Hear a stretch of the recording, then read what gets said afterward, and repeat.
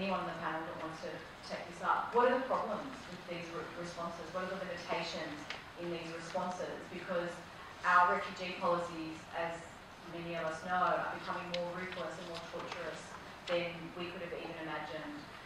So what are the limitations and how might we respond differently? Yeah. So I just want to start by saying that it is great that a lot of people are getting on board and trying to give a voice to the voiceless, but I think the dehumanization machine has masterfully manipulated like everyone's morality and changed it into skepticism. So when you do have people that you are trying to rally for, but do not have a name, do not have a story, no access to journalists to actually get that across, you know, you do kind of, and not even in your own country. So these refugees, I was a refugee, you know, and now I'm considered an Australian, but am I really in the eyes of, you know, kind of generalized society? So I think the biggest problem is that we have dehumanized this issue that we feel so overwhelmed with that no one really knows who, you know, who calls what, and or this mythology of we really don't know who is doing what. And I think that has overwhelmed us to the point now where we're like, okay, we have a crisis on our hand, and there is, I believe, no organization in a sense of we have a lot of voices, but there is no systemic kind of organization on what exactly that we want. Like, is there an actual, you know, we have thousands, 10,000s of people coming to the protest last Monday. It was a Monday, Sarah. So Sarah spoke out and she did an amazing speech, Sarah from Amnesty International. And so she just called out, you know, where is the solidarity to the people you helped create, to the refugees you helped create? So now that we have this problem that we want to wash our hands from, but we slowly introduce this campaign where we go and bomb these same countries and call it, actually it's a collective self-defense. Now where is the defense in that? And that's my question. I think it needs this, it's hard to have a solution for an undefined problem, or a problem that we act like we don't know what's going on with. And it starts with our media, lack of representation and dehumanization of it, and we need to have more stories and more kind of an anchor, a point where we can rally behind, in a sense. I think there's also an issue with cynicism. People have this, couldn't put this rhetoric that, oh, how do we know that they're genuine refugees? And you know, they could just be coming here.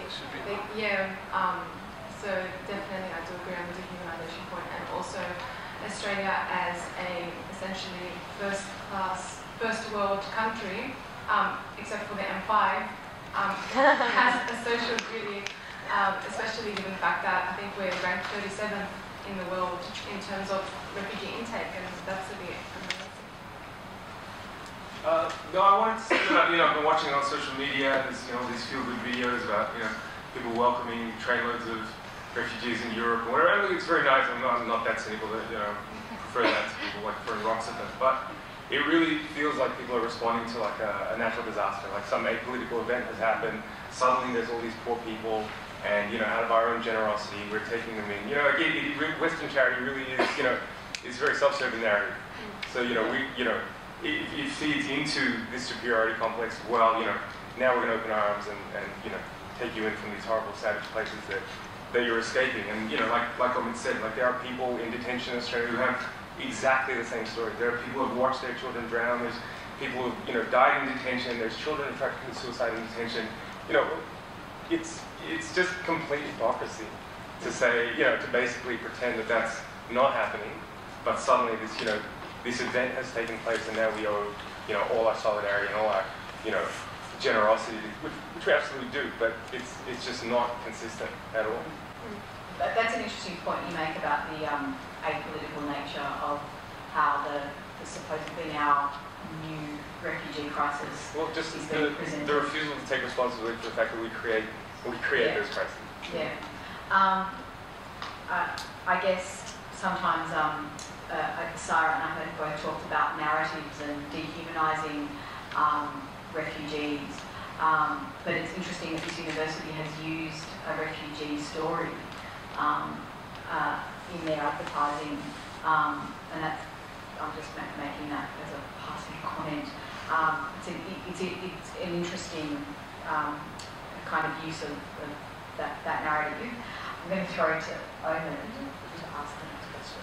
Sure. I should just mention the relationship between the refugee issue and multiculturalism and diversity, but Oh no, I just want to say, because I mean, without getting into the particularities of this person's story, but I think what's particularly interesting about it, because I mean, on the one hand, you're saying people are dehumanized, and the implication of that is that we don't hear their stories, and we need to hear their stories, right? But on the other hand, here you have the commodification of somebody's story in order to sell something, because in our capitalist societies, the university is being forced to become a business, right, that needs to compete for students' money, literally, right? And when you juxtapose that with the detention system, which has also become a highly profitable industry, it's not just that the government doesn't like these people and wants to incarcerate them, and that's absolutely true, but it's also become an enormous money spinner for companies, so the companies that run offshore detention, such as Transfield, but also global companies like Serco, G4S has been involved, Decmil, all of these companies are making a lot of money out of human misery. So when we talk about race, we need to factor capitalism into the agenda and look at systems like the prison system, the migrant detention system as a public-private partnership. It's not just the state, it's not just the private enterprises, it's the two in conjunction with people, these stories that you're talking about, these human beings caught in the middle of this highly profitable system, which is what makes it all the harder to dismantle.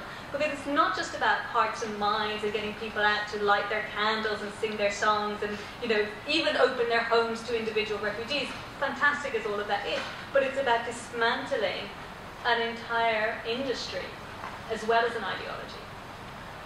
So given that we're recognising the complexity of the problem, that we're not going to just counter it with setting the facts straight or telling a few nice stories,